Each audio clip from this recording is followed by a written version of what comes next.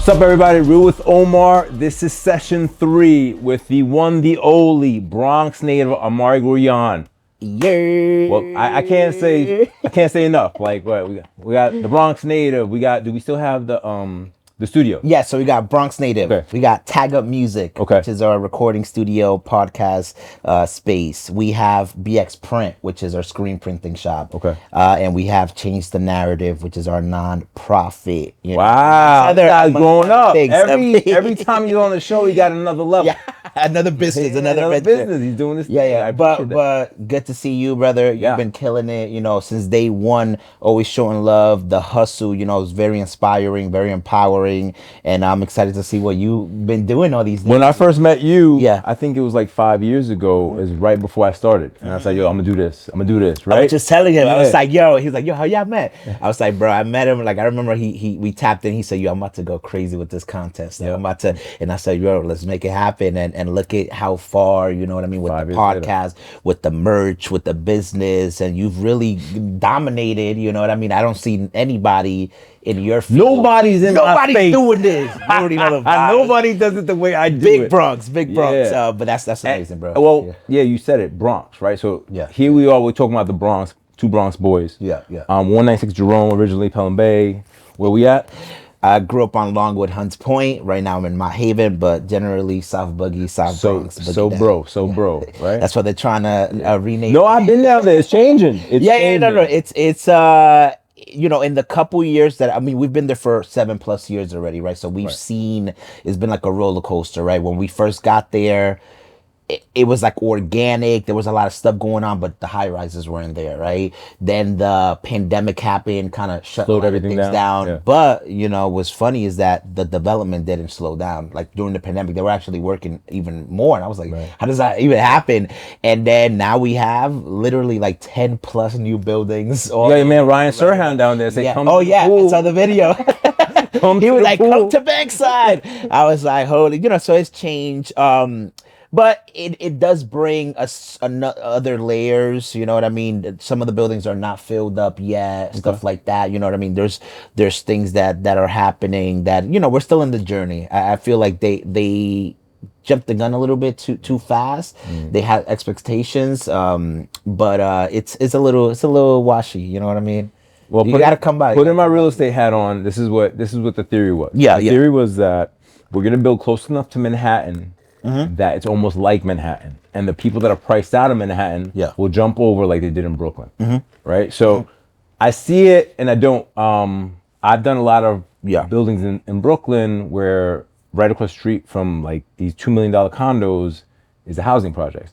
Now in the Bronx, I think, and you forgive me if I'm wrong, but I think there's also a high concentration of the government putting a lot of like lower income or poverty, like shelters and this and that. And that's another thing. And they keep, you can't put the high rise with the, like, it's a no, and it's a tale of two cities. and that's exactly what's happening. You know what I mean? It's just like you see where the shop is at. There's these all buildings, and then 2 blocks down, you know, is the projects. Right. We got Patterson, Mitchell, Mount Haven, just all around the area. So it's just like you see that duality, like, okay, there's this luxury buildings, and then right next across the street is just like the other side of the picture. And it's just like, and the shelter thing is true as well. You know, there's the new Rikers is coming in right there. Right across the street from there is a new shelter for the migrants, you know, 2,000 plus beds for just males. And that's literally a couple blocks down from the whole area. So it's just interesting. Like, I don't know who approved all these things, or like who, you know what I mean? I'm like, what is this? A lot of that is beyond our control. Yeah. But so you have, if you're buying a $500,000 condo or higher, I think, here's a fun fact. If you notice, most of these buildings are going rent now. Yeah. Why are they going rent? I'll tell you why. Because the market's not there yet. Yeah, all of them are mostly rent. Yeah, they're mostly rent, right? Yeah. So, like, just to educate you, the market's not there to support a building sale like that. In Brooklyn, they'll sell. Yeah. But the Bronx is still testy waters, but they dump money in the water side on the waterfront, but they don't have the economics behind it. Yeah. So they're gonna put rental and this and this. They haven't even been able to fill up like none of the commercial spaces. Neither do they have, even though everyone's like, oh, we need a supermarket, we need this. Like, there's nothing. They don't want a Bravo. They want a Whole Foods. But the economics doesn't support it. Look, if you're really trying to learn, you could look at that and understand the economics of it all, right? I would say like I'll give the neighborhood another, and this is just estimate, another from 2025 to 2030, like another 5 years. I would say just because since I got to the neighborhood, people was like, "Oh, this is the up and coming. This is the new neighborhood." And it, there were some peak moments. You know what I mean? But even now, like a lot of businesses left. You know what I mean? We got our people raise up, which was in our block. Coffee shops have come and go.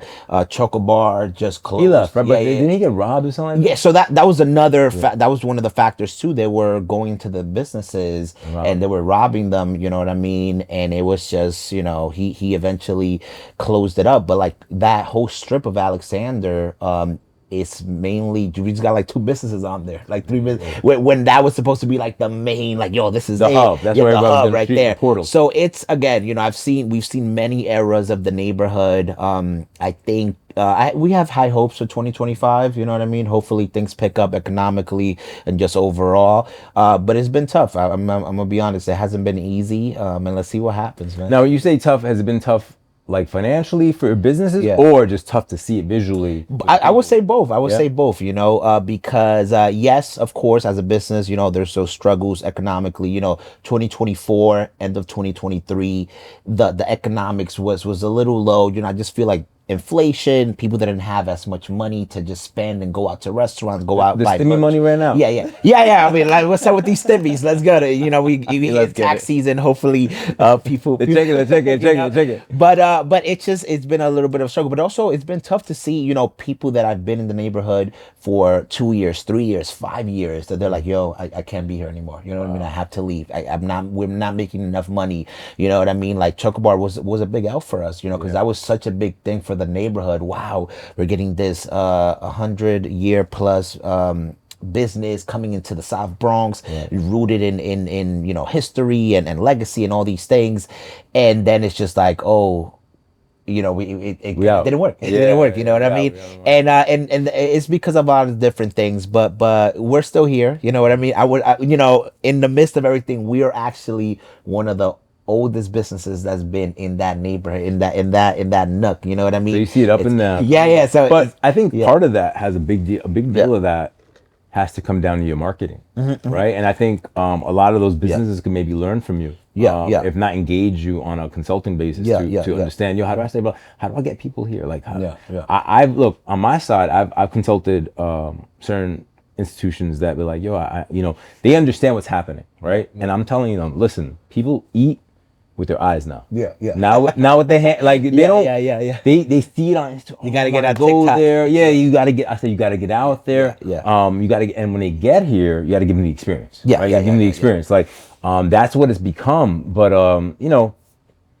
us telling them and them doing it is 2 separate things. Because of course it takes money, and they don't see it the next day.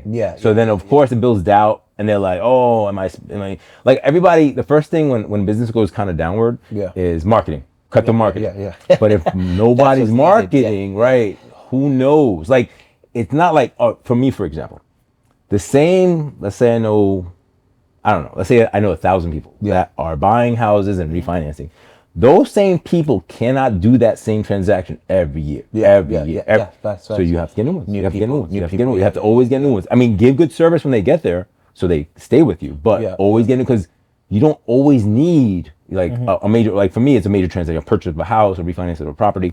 But on a restaurant tab, I'm using that. People always want a place to go. And even when the money's gone, somehow everybody's out. I don't know what's going on.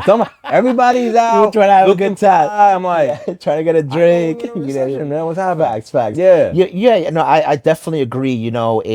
I think life is really different from from before the pandemic, during the pandemic, you know what I mean? And nowadays, that the most viral content, you know, is the best form of awareness. You know what I mean? I've been on all the news platforms. I've been on all these things, all these docs, you know what I mean? And it's been great, you know what I mean? But I don't see the impact as much as I see it when there's a viral video that we post, you know what I mean, or something, you know what I mean?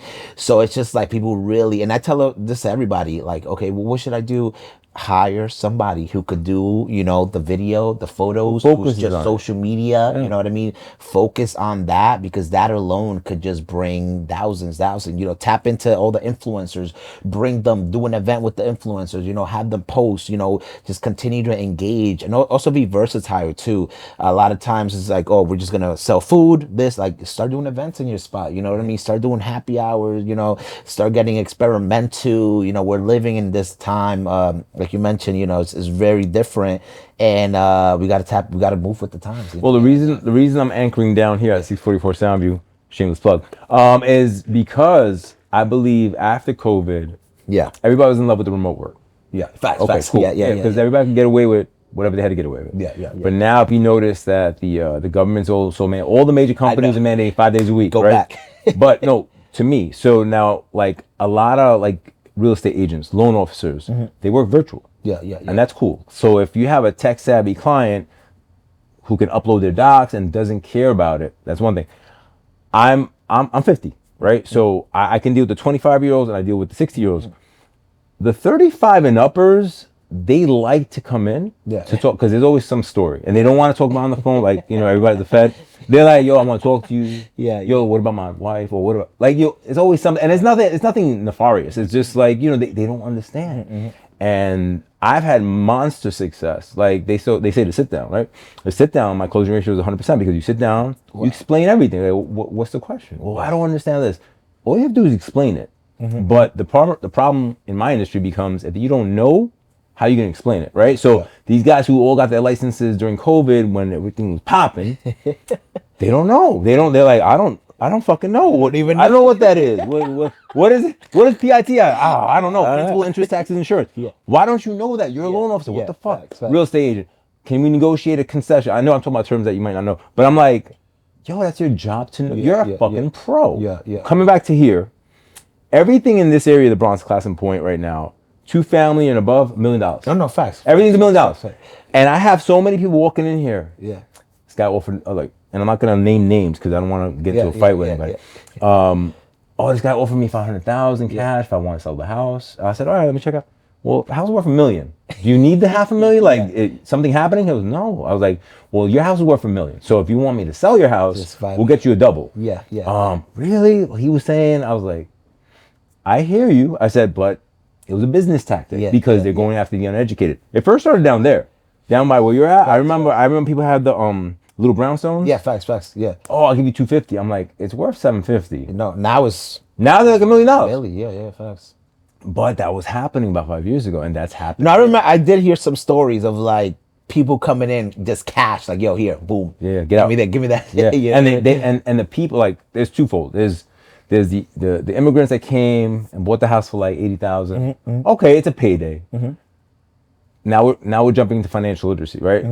Now I'm telling them, hey man, but what's the market value? And they're like, what's that?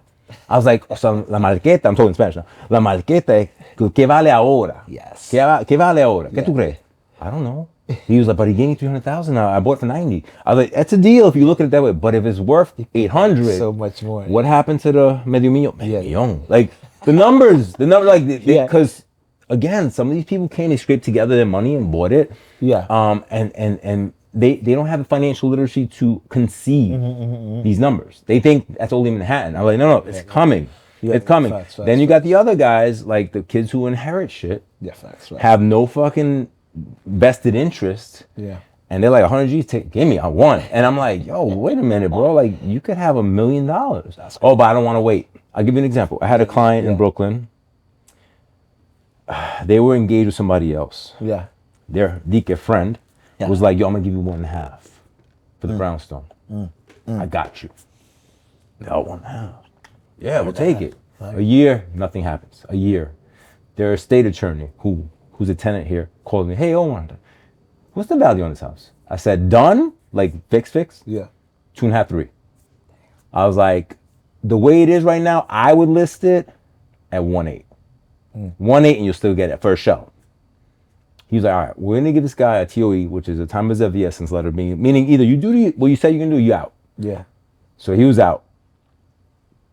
The client contacted me, older lady, 90. She, again, going back to the no concepts. Yeah, facts. I said, look, I would market your property at 1.8. 1.8. Then I got there and it was like a lot of shit wrong.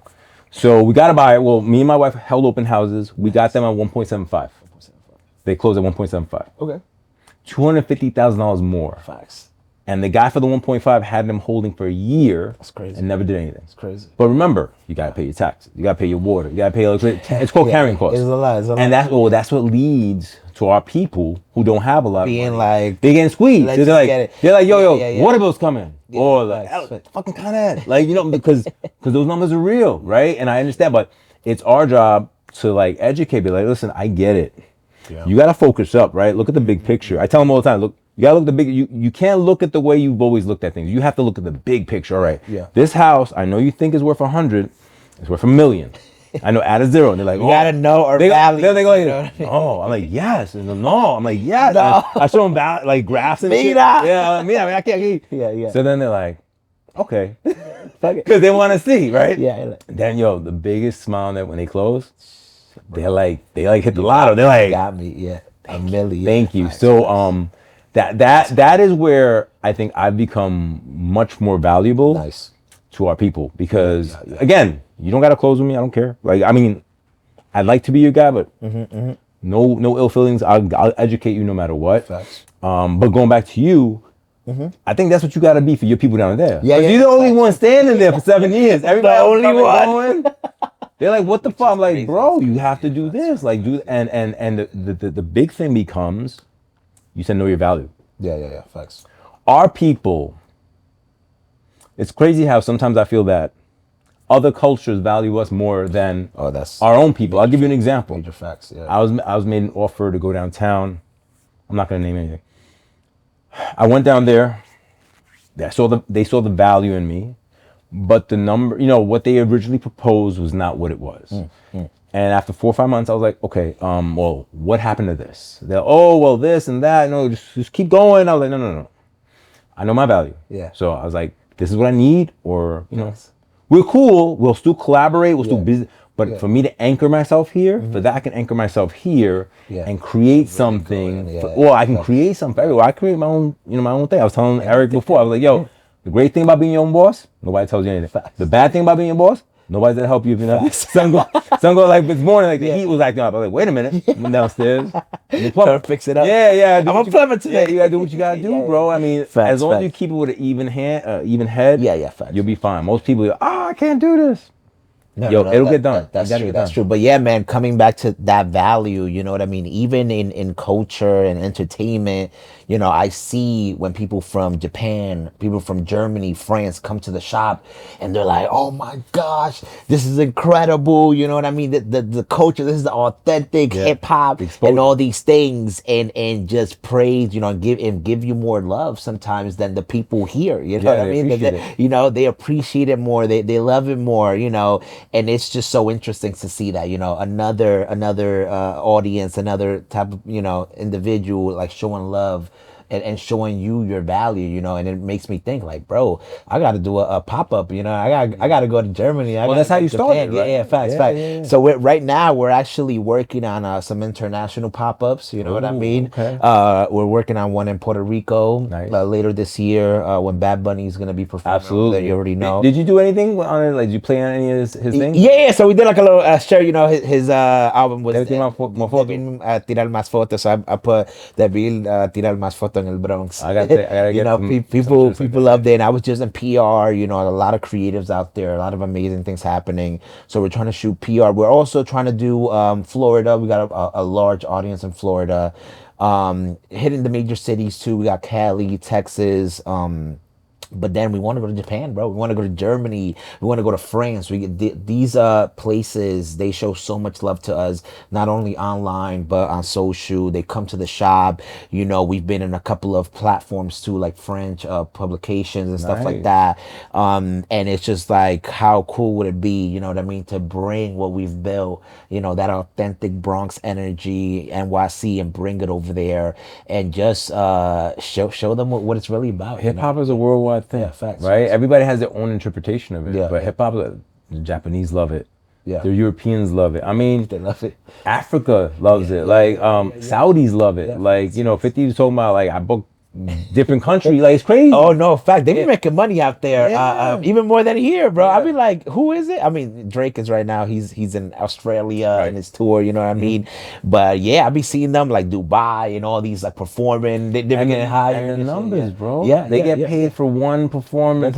Crazy Millions. money. Millions. Even Joe, Fat Joe, he goes over there and he gets money. for a birthday party. He's like, Yeah. yo, come perform at my son's birthday party. Yeah. I know Swiss Beats is doing a lot of business over there too. He has a camel racing company where Camel racing. Yeah.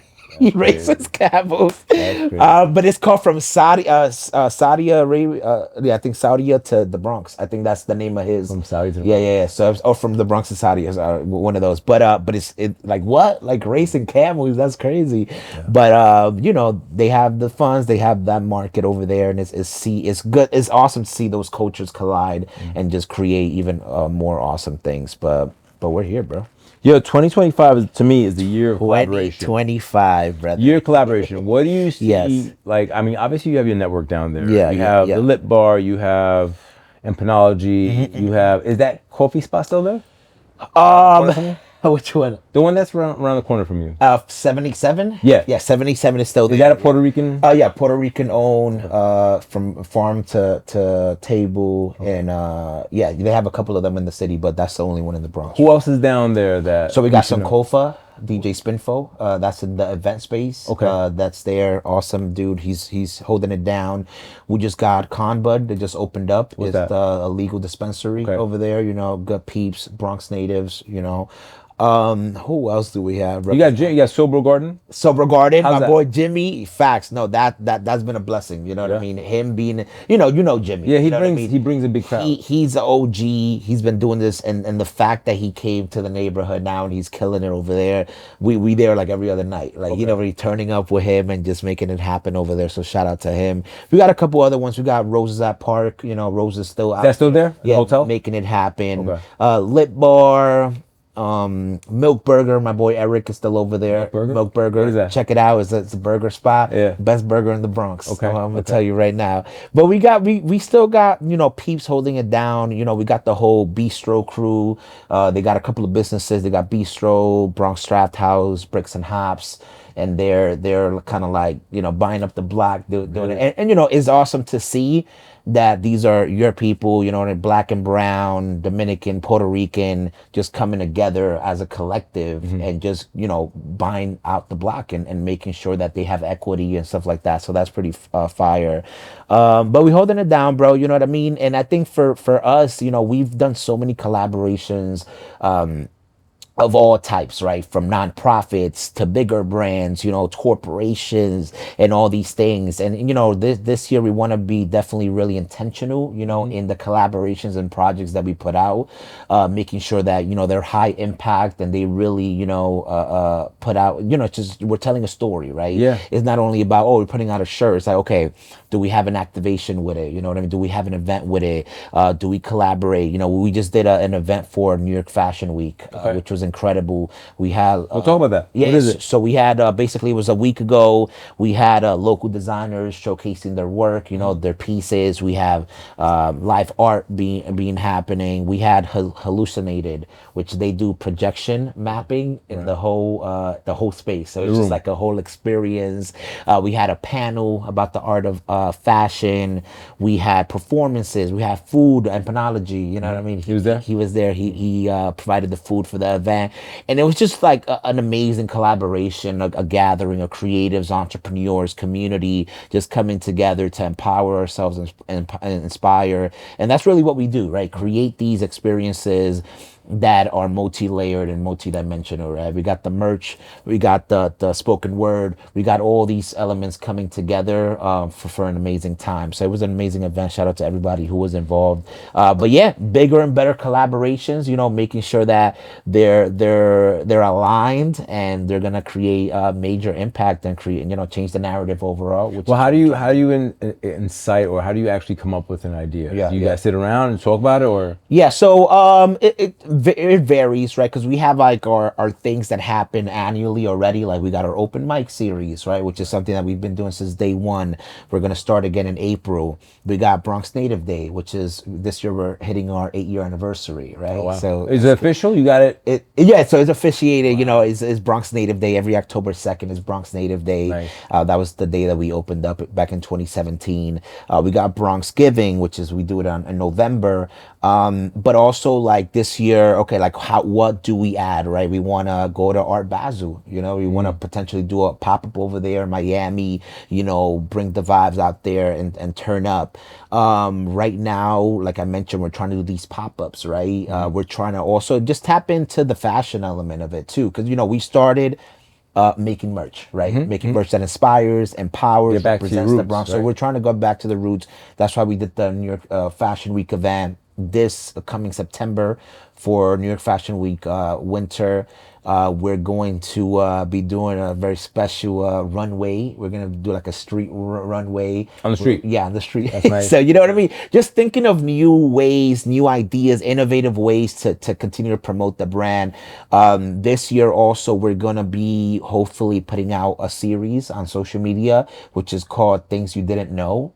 Where we're gonna be putting some fun facts out there about the Bronx, you know what I mean? And this is something that has legs as well. So we're gonna start with things you didn't know about the Bronx, right? So we're gonna do some facts, you know what I mean?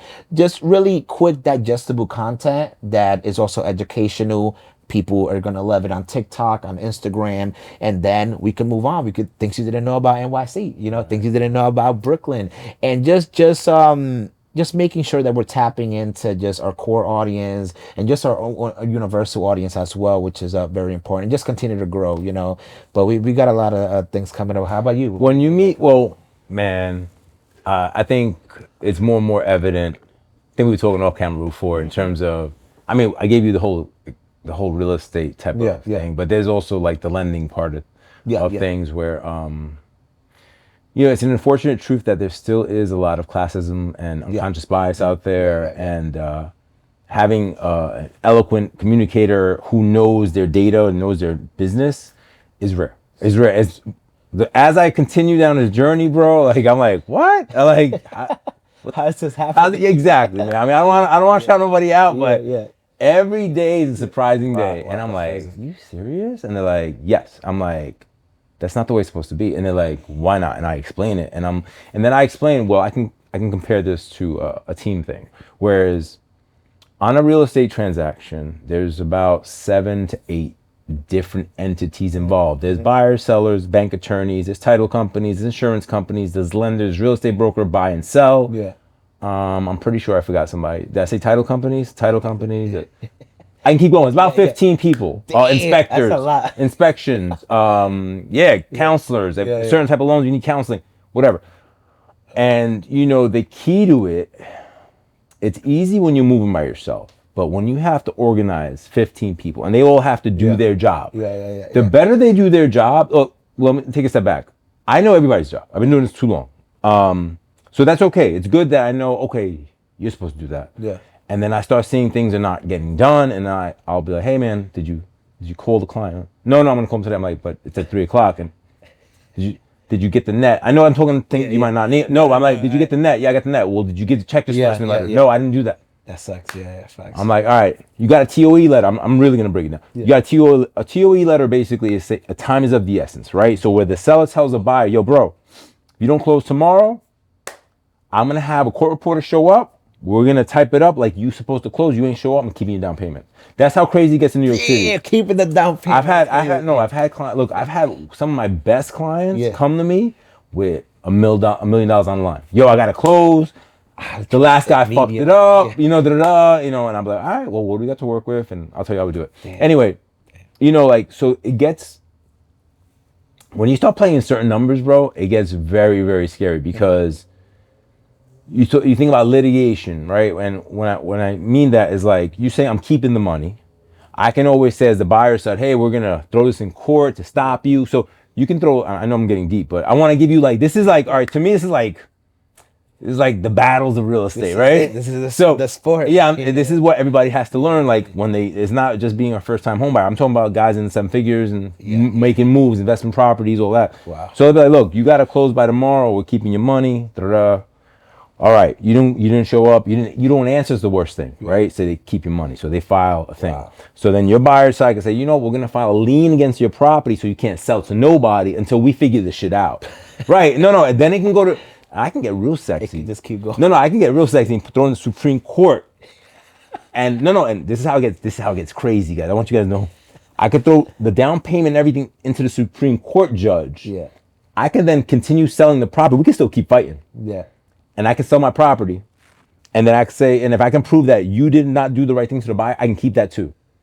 So I'm just giving you like, it doesn't really happen a lot, but if you mess with the wrong dude, he could take you. Yeah. He could take you. So anyway, we don't try to do most. And then with people that, like we mentioned earlier, that don't really have that financial literacy, don't really know what's going on. Imagine how many people, are in that scenario and kind of, It gets even crazier. I'll give you an example, right? Like, I have a pet peeve. My pet peeve is this. Let me say this out. I've lost a lot of money. Yeah. I've made a lot of money. I've lost a lot of money. I'll tell you about my L's as well as my W's. I don't care. Yeah. But the one thing I won't tell you is a lie. And what I mean by that is I'm a homeowner. Mm-hmm. I know what property taxes are. I know I've sold my primary. I know what you have to clean up. I have multi-unit apartment buildings. I now have a commercial building, which is all commercial, which is a different type of. I can tell you the highs and lows, the good and the bad, the shit that's ugly and the shit that's beautiful. And I'm going to share my experience with you. The problem becomes to me is when you have agents, and I'm not saying they're bad. I'm just saying that speak from what you know. Mm-hmm. They're not homeowners or they've never bought a commercial property. Mm-hmm. Oh, you should buy this 3.5% down. I'm like, yo, bro, like commercial property is 25% down or more. That's it. Like, don't speak this into your client's ear because he's going to then or she's going to then believe you. If you don't know, you should call somebody and ask. Yeah. Because the worst thing, and this is as a people, the worst thing is to spread bad information. Yeah. Right? And that becomes the thing. You're miseducating everybody. So now a guy who knows what he's talking about, like, I gotta deprogram you. Like, no, that's not how that works. Oh, yes, it is. I'm gonna go. Johnny told me. I'm like, well, go tell Johnny. I was like, tell Johnny that you know. Yes. Fuck Johnny. Fuck Johnny. But yeah, I'm like, and because you're not telling the client what they want to hear, you're like the enemy.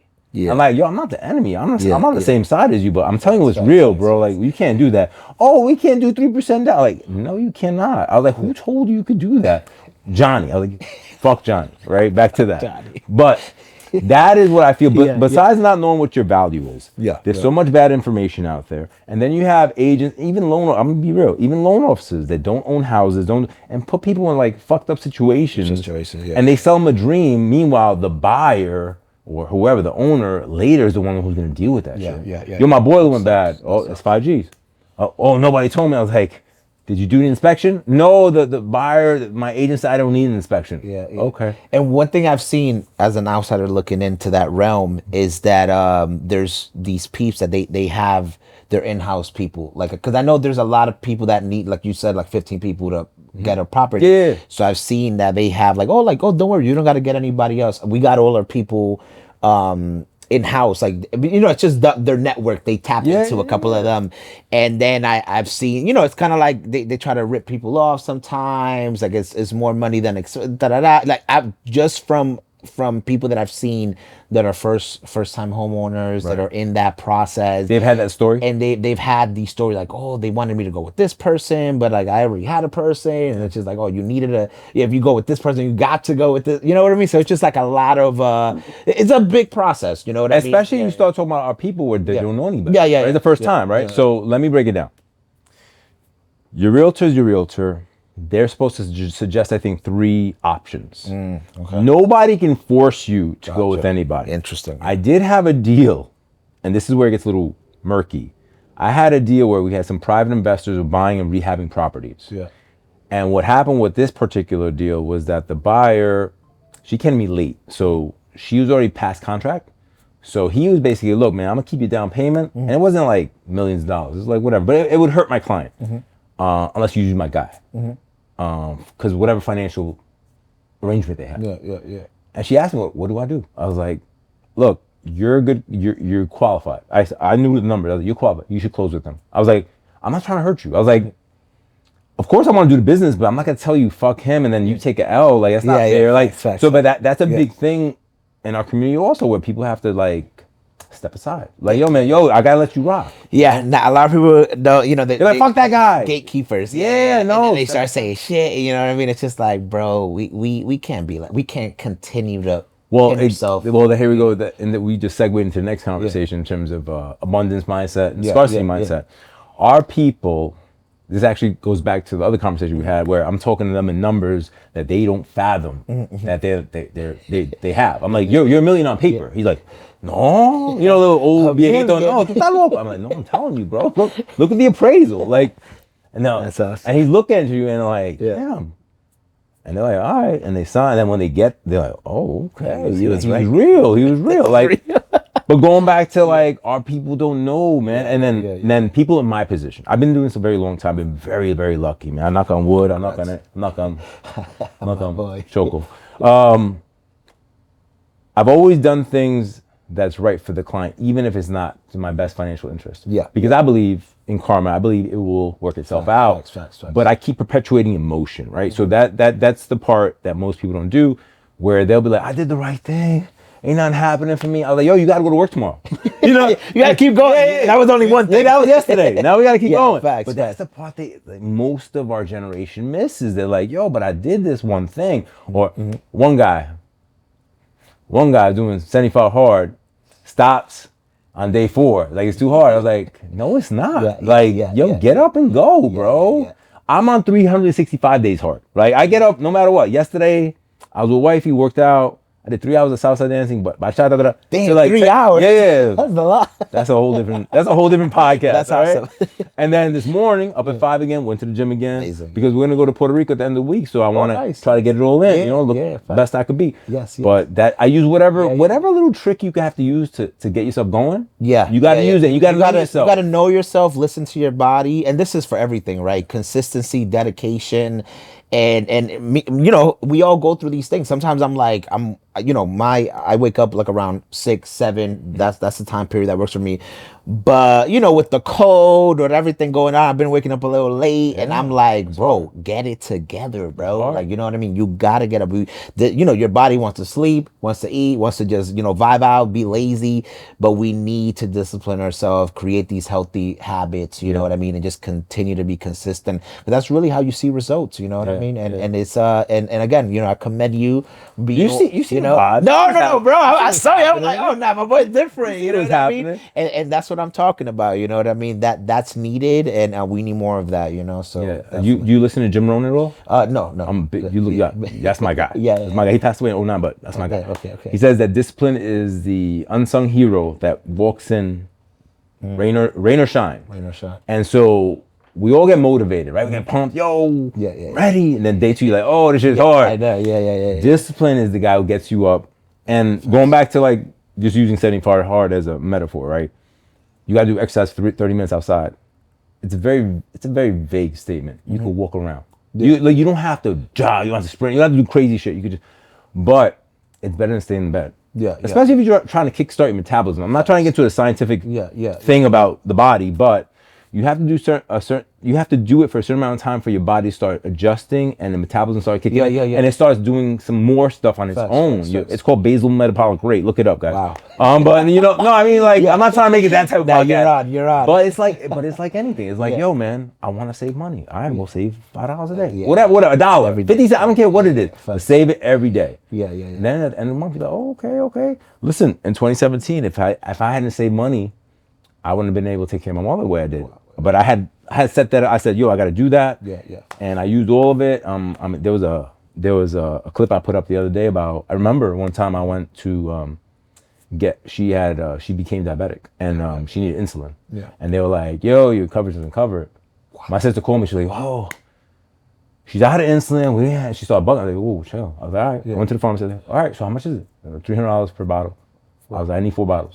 So luckily, I was in a position. I was like, "I got it. Don't worry about it." But to me, that was like, no. And this is why people that don't have it, you know, bro. Most people don't. Of course, they can be like, "What's the option? Die?" Facts. That's so like, well, I'm using that to reference like, this is why I created discipline within myself financially because I come from poverty, so I hated that shit. I don't want to say I hate that like those people. I just say it wasn't for me. Yeah, right? no, I mean, you know, it's the struggle, poverty. You know, it's just like survival mode. Right. It's just it's tough. It's hard man. to click into thrive mode, right? Yeah, it's very tough. It's tough to go to thrive mode when you're in survival mode. Right. So I feel that. I feel that. Yeah. I mean, we're trying to ultimately create that generational wealth, change those cycles, and just be good. The reason for the conversation also is simply, just to change the mindset about it, bro. It's not money's not just to pay your bills. Yeah. Money is to take advantage of opportunity. Money is to take care of emergencies. Money actually just helps you think clearer. Yeah. Right? I feel that. Yeah. Yeah, because whenever we're under pressure, like shit looks crazy. Everything's Facts. big. Everything's a big deal. Everything's a big deal. When all the bills are paid, no coffee. You're like, facts. Right? You're like, you feel a little bit. I rule my own shit. Facts. But I would say that being in that struggle and being in those positions do help you.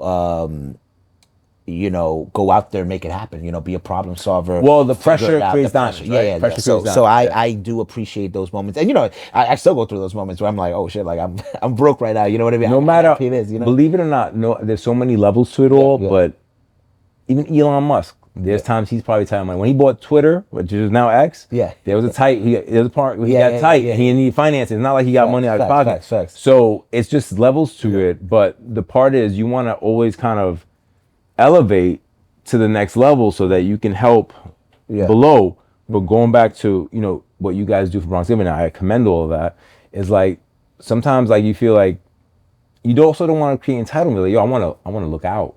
I want to look out. Facts. But it's at a cost of me too, guys. Like don't think I just sit there and scratch my leg and I have money. I want to just let me go my drawer here and just do all this There's stuff. been times, bro, in the journey where like I'm giving, because we do a lot of community service work, and literally I'm either broke or the little money I have, I put it into, okay, we're gonna pay for these meals, we're gonna make this happen.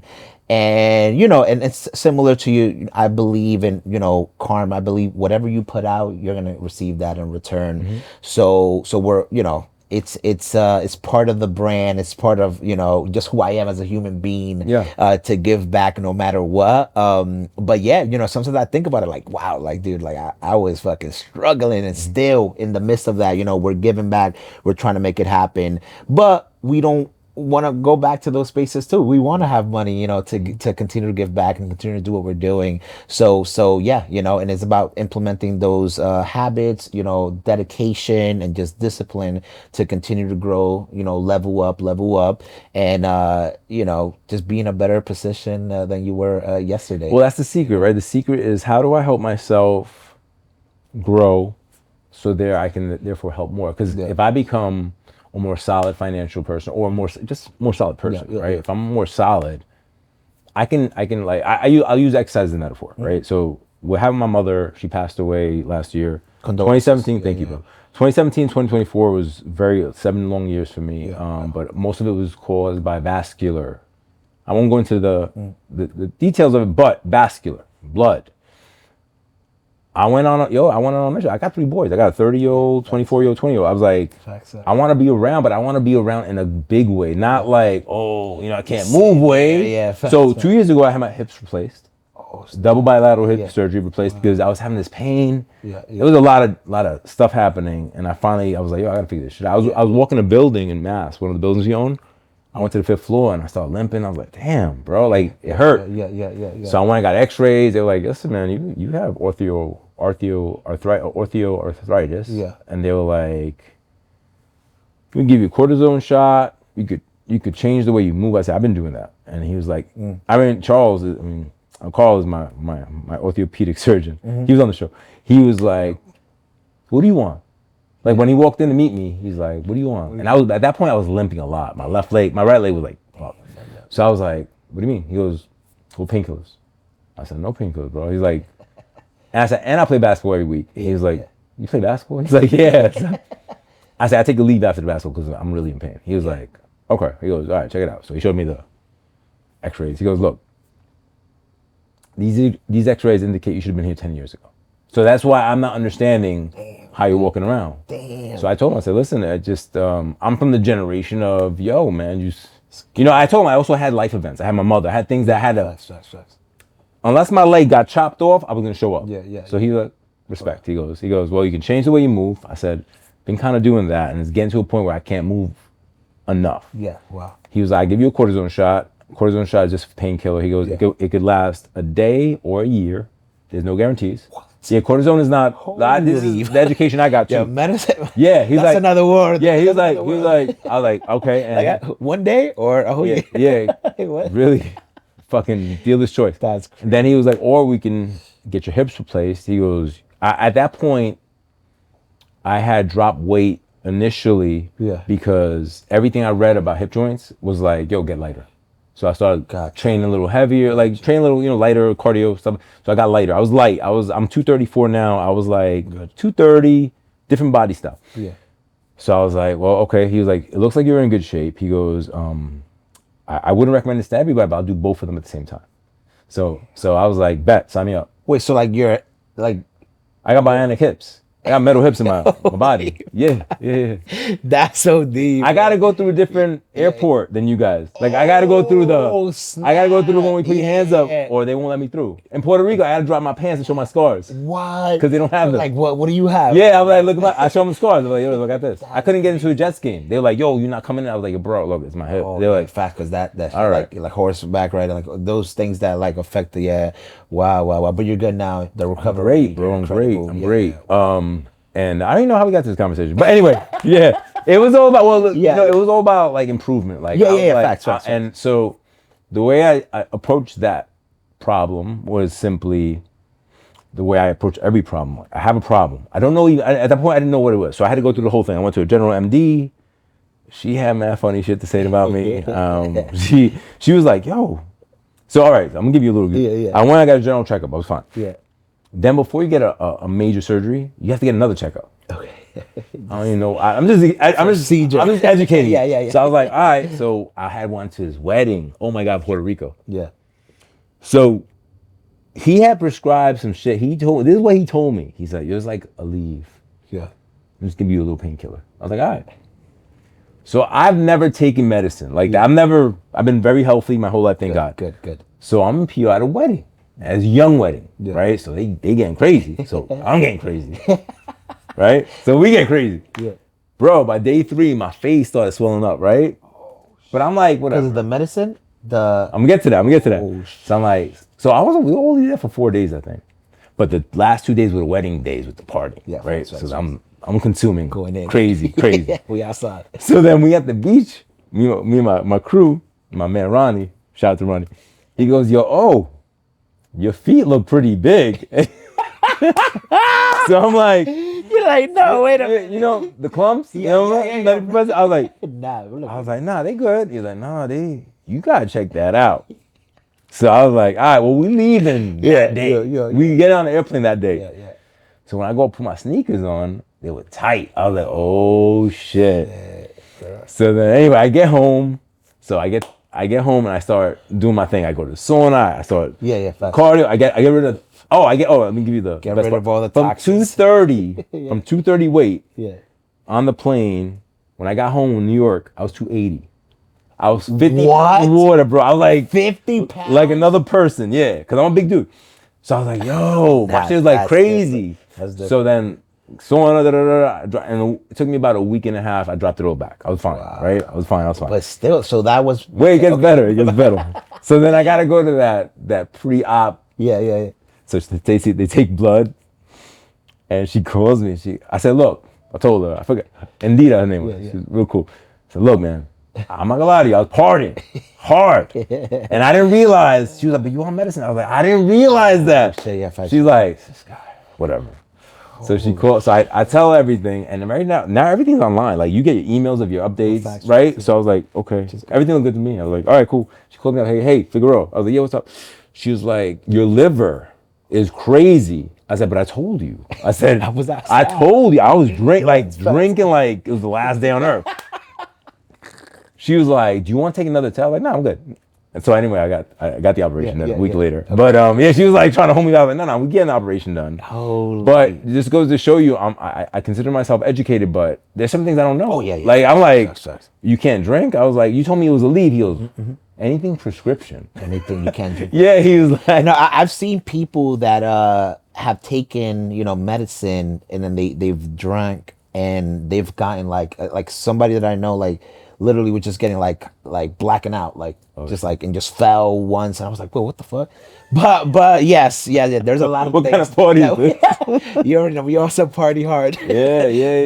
But yes, I do agree with. There's so many things. One of my favorite philosophers, Socrates, his thing was like he doesn't know anything. Right. You know what I mean? There's so much thing, and what he used to do is just ask questions, just get educated, get the knowledge, get the resources, and we got to tap into that. You know what I mean? In the real estate world, in the health world, financial literacy, and these are two. Health is really important, especially for health is the biggest thing. Yeah, it's the biggest thing. I mean, I've seen multimillionaires. Yeah. They done. They say they done. Yeah. They're like, yo, she's eating me up. Yeah. He's like, I don't want to do anything. You don't want, fact. Yeah. And that's sad, man. You work your whole life, right? Mm-hmm. To then in your end years or later in your life, then have this new struggle. So it's just like. Health is wealth, and then wealth is important. And wealth is relative, right? You don't gotta be a billionaire, but you want to be able to take care of your family. My thing is, listen, I'm gonna be very honest here, very transparent. I buried both my parents. Mm-hmm. They had nothing. They were like, "What we doing?" Yeah. I was like, "What? What we doing?" They were like, "Funeral." I was like, "What do you mean?" I was like, "No, this is a funeral director." Now I don't. Oh, okay. Yeah, they're like, "What we doing?" I was like, "Well, how much is it?" And then they were like, "Come in," and I was like, "Okay." So I went in and I had to still going through my process. I'm like, "How much? When do I have to pay now?" Oh, here you go. Luckily, I had it. Meanwhile, I remember. Look, I don't want to put too much information out, but 3-4 years ago, my stepfather passed, and his widow called me, and she was like, "Yo, I can't pick him up yet." I'm like, "What you mean?" She was like, "I don't got it." I was like, "I'm gonna send it." Yeah. But those are the things that they leave these impressions on me. No. I had a similar experience. My father passed away in 2020 during the pandemic, right? And it was the height of the pandemic, so it was a tough. We couldn't even have a funeral. Right. We couldn't even really see him in the hospital. Which is the wild times when nobody knew what was happening. It was insane, bro. It was crazy, but it came down to me. You know what I mean? To also pay for for everything and what we doing. and I stepped up, and luckily, it wasn't a crazy amount because at the time we couldn't have a funeral, we couldn't do all these things, but I was able to pay for the expenses. We took him to DR and he's buried over there. But yes, it's a blessing, but there is those moments in your life where it's just like, wow, you know what I mean? We need funds. We need to be financially steady to provide, you know what I mean? And to continue living. And there's so many other, it's tapping into the healthcare realm, all these people that have not been given, the right because they don't have money. They're saying no, they're not giving them the medicine, and it's up to us. Similar to you went out there, okay, I'm gonna buy the insulin, boom, you know what I mean? It is. And it's just like we need that. Listen, even I'll go a little further back. So when my mother first got diagnosed, getting Medicaid and Medicare, that's just a process. Again, I'm not minimizing anybody who does it. I didn't know how to do it, so I had to learn on the fly, right? And I was basically her I don't know what you call it, not her proxy, but rather I was a guardian, right? I became a guardian. That's. So I'm doing all this, and I'm like, in the meantime, I was like, what about her current situation? How are we gonna do this? How are we doing right now? While that's being done, and I had to, I had to front. I remember, she became dependent. She needed somebody to be with her all the time. Yeah. So I tried to do it with my sister, but then my business took a dump, right? And I'm like, all right, so let me see if I could hire a healthcare. Yeah. So I went to a healthcare place, and I was like, I'll pay private. Yeah. It was costing me about $1 a week. Yeah. Luckily, again, what I do for a living enables me to do that. Facts. But there's also the cost of the brain, meaning facts. Your shit is, if she's not okay, I'm not okay. Facts. Even when I had her at the final stage, when I had her at a nursing home, and this is just for our people to hear, to also you could do this. Don't think you can't do this. I used to have a lady stay with her. Yeah, yeah. Paying her outside, yeah. speaking Spanish, singing to her, like just so that, Making because you sure feel like she by herself, like I know, you know what I mean? those places you don't know what they're doing to them over Yeah. there, bro. Like, Well, it's not. Well, I've heard some crazy stories. Well, the crazy part with my mother is she had like problems with memory. Gotcha. So it was like every day was a new day. No. Similar to my dad too. He was hitting that like Alzheimer's and stuff like that. So he was also forgetting a lot, which is also another layer, you know, because it's like they literally. And I was thinking about it's crazy because I was thinking about this yesterday. Like wow, like he was, you know, and you think about yourself too, because some of those things are you know is in the DNA and stuff like that. But that has to suck, man, to forget, you know, and just to not know, you know. I remember in the last years, like he was still remembering me, but there were sometimes like, yo, what's your name again? Types. That's hard. Like, that hurts. It's tough. It's tough. So, but yeah, man, you know, everybody, you know, love your parents. Yeah, and everybody's going through shit. Yeah. So don't think you're alone, right? Yeah.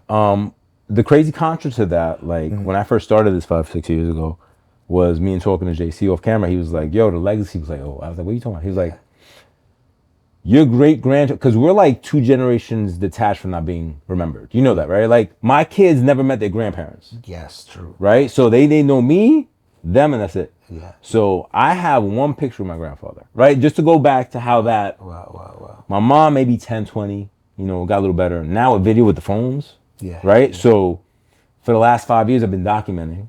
Good. And, you know, I feel that at least if I'm not here, I have every intention of being here, but if I'm not, my kids have kids, they're like, yo, that's grandpa. They're gonna remember. You can see him, and you can see him moving. Yeah. Not, you know, he's sitting with a cane. Nah. No, this guy used to get busy, used to do this, like, and and they can see it in real life, right? Yeah.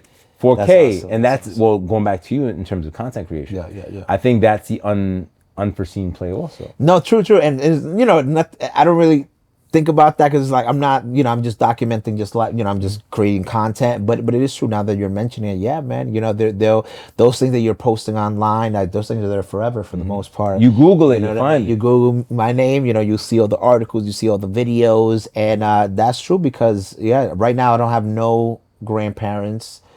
They all passed away. Imagine you had videos with them. And right? And I did, before my grandma passed away, I did film her and like interviewed her and stuff like that to capture that, because I know the value of video and the value of just content in general.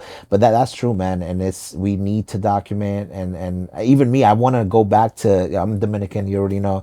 I want to go over there and just tap into my roots. Your you roots? know, ask questions like, yo, how was the grandpa, like, you know, how was this, like, because that's important, you know, knowing where you come from, knowing your roots, knowing your background to continue to move forward and stuff. So no, that's true, bro. Knowing your roots is one thing, but then also preparing for the future, right? Like I was talking about 20-year-old the other day. I spend the most time with him. He's in the house still. My 24-year-old moved out. Nice. And I'm like, yo, man, look, when you turn 21, I told him you're gonna be this, and I need you to know what this means. And like going back to because he was like, Dad, college, you know, I'm like, yo, bro.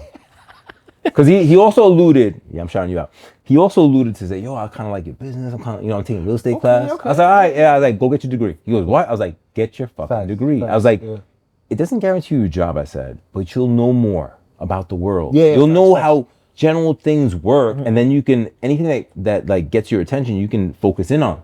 But there's too many kids out here that say they don't want to do college. I'm not saying college guaranteeing a job. I'm not saying that. I'm saying you learn more about different things that you can then say, oh, I think I want to try this. Right? Nah, I'm a firm believer in college and university. You know what I mean? I graduated Bronx Native College, then went to the School of Visual Arts, and I kind of want to go back and get my master's, you know, because I like that. I truly believe in school, you know, just the fact that you're also around, you know, similar like-minded individuals that are pushing yourself, the teachers that you're meeting, you know, just like and for a young person, you know, early 20s, you know, a male's brain doesn't finish, developing until they're like 24, 25, you know what I mean? So that you got to soak all of that in.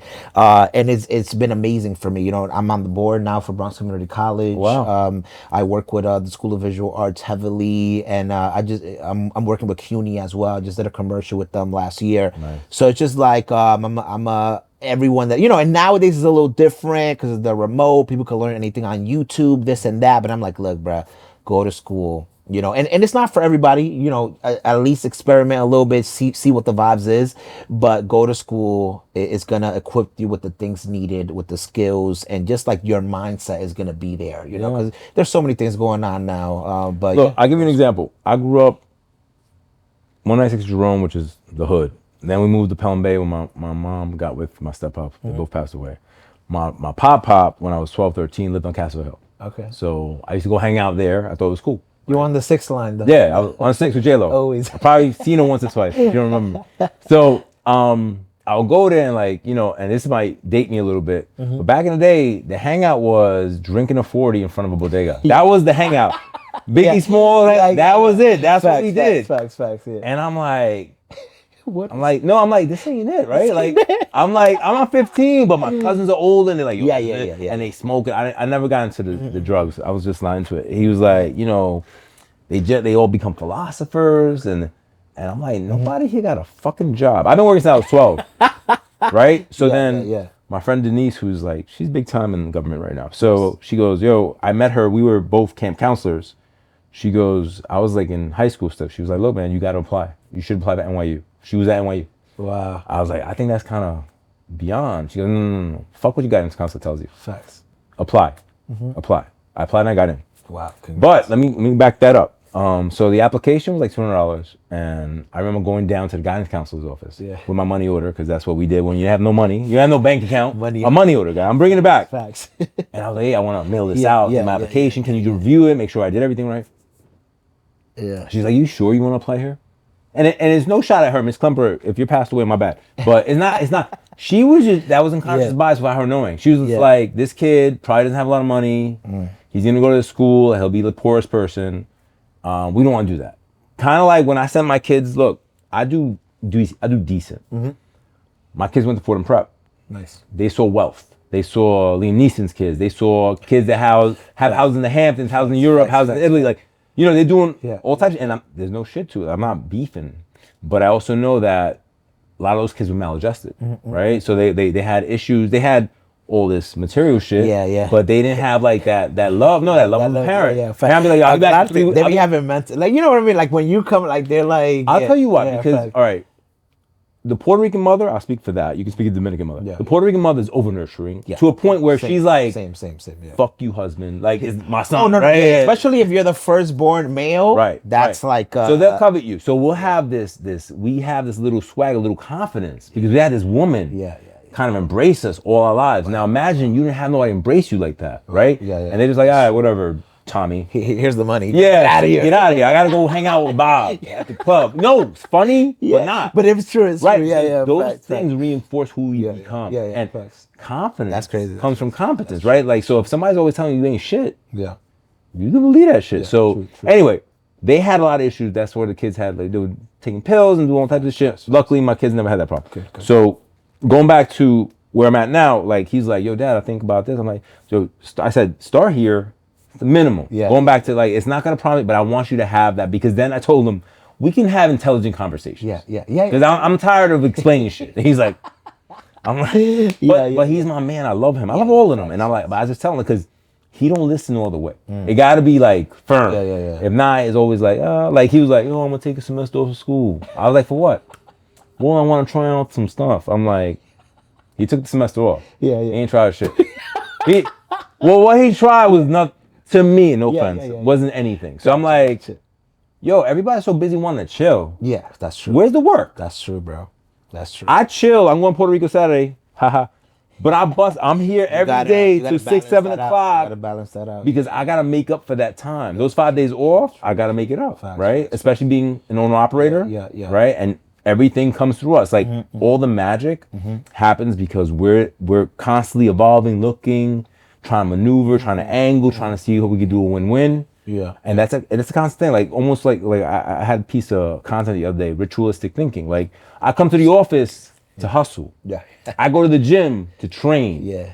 Like, you see people on the phone. I'm not shitting on you guys. I don't care what you do, really. Just get off the machine so I can use it. But I don't go there to be on the. No, facts. Film yourself. No, my man. Maybe my wife will film me, and then later on I'll post. But that's not the thing we're doing. The thing we're doing is making bigger, stronger muscles and more durable bodies. And I feel like coming back to, you know, from something I see from the youth now is that they don't I feel like I was born like right in the right in the middle, like a good balance of like, yo, you gotta hustle, you gotta grind. What's your date of birth? 92. Oh, perfect. Yeah. After 95, you're right. Yeah. After 95, you're wild. No, it's true. It's true. Like, I feel, He's after 95. No. Not everyone's the same. But from what I'm seeing from these kids is that they don't, not that they don't have a backbone, but they're just not hustling as hard, because I feel like they didn't have to, you know what I mean? Like, you know, the life that was provided for them was a little bit more cushiony. Like, okay, you got food, you got a home, you vibe out, you know what I mean? And something I told my mom, like, Mom, you were too easy on me, you know, I wish it could have been even harder, because there's that value in growing up, you know, in that tough environment with that parent saying, okay, I remember my mom saying like, yo, you're not going to stay sleeping. You're waking up right now and you're going to school, you know what I mean? Yeah. I remember I was in the same, you know, similar advice. I was like, yo, I might, you know, take a semester off. She was like, no, you're not. You ain't going to be here at home just doing nothing all day. And I picked up myself and I went to you know what I mean? And I think they need that, like, kind of like, so you're doing your thing, you know what I mean? Like, as a parent, because they if you leave them, play video games, vibe out. You've heard this saying, right? And I'm probably going to jack it up a little bit, but the saying is, hard times create great men. Yes. Great men create good times. Yes. Good times create weak men. Yes. Weak men create hard times. Yes, true. There's a cycle. It's a cycle, yeah. Right. So the cycle has to come. I saw it on X. I think Elon Musk posted that. Did he? All right, yeah. No, but it's way before. No. But I know. And then it was like I even saw a deeper video that shows like the timeline. Like, okay, we were at, like, talking about society. 20s, the 30s, like, 20, we were at, bro, the fucking, the Great Depression, the war, the this, the, and then it's just like, okay. And then you saw that during the 50s, 60s, when America was on top, you know what I mean? And then it just is a cycle that comes back. I feel like we're back into, it's pretty hard times for like, you know, what's happening all over the world, but hopefully we could get over it and create, you know, good times. Listen, I have a slightly different perspective. I believe what happened was, where we're at right now, right, especially, was during COVID, there was the most money ever printed in one amount of time and given away to people. Don't go to work. We got you. They have money. My kid stacked up mad money. Yeah. He was working at like at NYU, like at a gym. Yeah, and he was making more money, making unemployment at home. I know. All these people, right? So then when it got lifted, a lot of people gave resistance to come back to work. They liked the free money. Yeah. Right? So now, okay, inflation hits. Why? Because there was so money put out. It has to kind of give it value again. So now, in theory, what has to happen theoretically, and I think we're doing it already, but I've always done it. I'm sure you have too. Is that you're gonna have to work double as hard to make what you were making back then. I know, bro. But it will even out. You got to push through, right? Out, but for the people that don't want to try, that's gonna be the separator. They're cooked. Yeah, they're done. I don't know what they're gonna do. They're like, we need my stimmy. I need stimmies. Yeah, man. It's just so crazy. But I definitely agree with you. During that time, I remember looking back like 2021, like it was tough times, you know what I mean? There was a lot going on, but the money was there, you know, and it was just like money was flowing. Then when it hit 23, 24, that's when I was like, oh snap, like wait a minute, what was happening? You know, they were coming into your shop buying everything.